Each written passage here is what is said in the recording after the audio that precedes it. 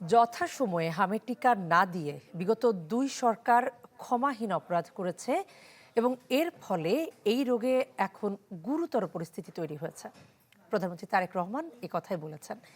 রাজধানীর ওসমানী স্মৃতি মিলনায়তনে উপজেলা স্বাস্থ্য এবং পরিবার কল্যাণ কর্মকর্তা সম্মেলনে প্রধানমন্ত্রী বলেন, হাম প্রাদুর্ভাবে সরকার দ্রুত প্রয়োজনীয় ব্যবস্থা নিয়ে পরিস্থিতি মোকাবেলার চেষ্টা করেছে।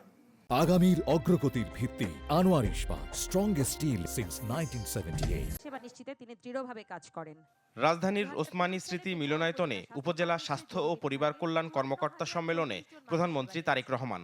এই অবদানের স্বীকৃতিস্বরূপ ডাক্তার মোহাম্মদ মুজিবুর রহমানকে সম্মেলনের শুরুতে দেশের বিভিন্ন স্বাস্থ্যকেন্দ্রে গুণগত ও কাঙ্ক্ষিত সেবা দেয়া স্বাস্থ্য কর্মকর্তাদের পুরস্কার তুলে দেয়া হয়।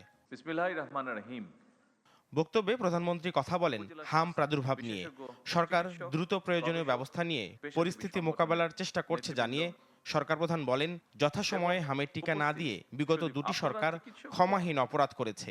এ রোগে শিশু মৃত্যুতে গভীর শোক ও দুঃখ প্রকাশ করেন প্রধানমন্ত্রী তারেক রহমান। সারা দেশে শিশুদেরকে হামের টিকা না দেওয়ার ফলে বিগত ইমিডিয়েট দুটি সরকারের জীবন বিনাশী ব্যর্থতা মনে হয় ক্ষমাহীন অপরাধ।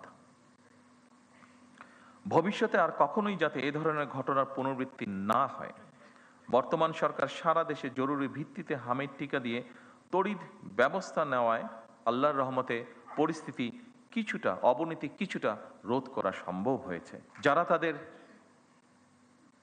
প্রিয় সন্তানদেরকে হারিয়েছেন সেই সকল পিতা মাতা এবং স্বজনদের কাছে আমি ব্যক্তিগতভাবে আন্তরিকভাবে দুঃখ প্রকাশ করছি।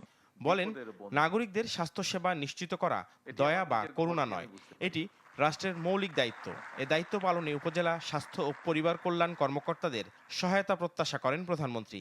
জানান, স্বাস্থ্যসেবার গতি বাড়াতে 1 লাখ স্বাস্থ্যকর্মী নিয়োগের পরিকল্পনা রয়েছে সরকারের।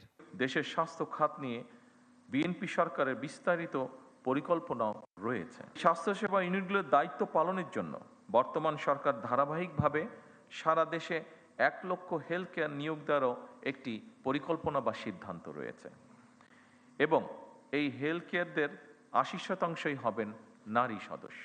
তারেক রহমান আরও বলেন, হাসপাতাল ও চিকিৎসা সেবা জবাবদিহিতার আওতায় এনে নাগরিক সেবা নিশ্চিত করা সময়ের দাবি।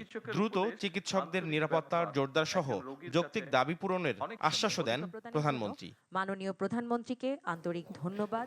নাফিউল ইসলাম লিংকন, চ্যানেল 24, ঢাকা। সম্মানিত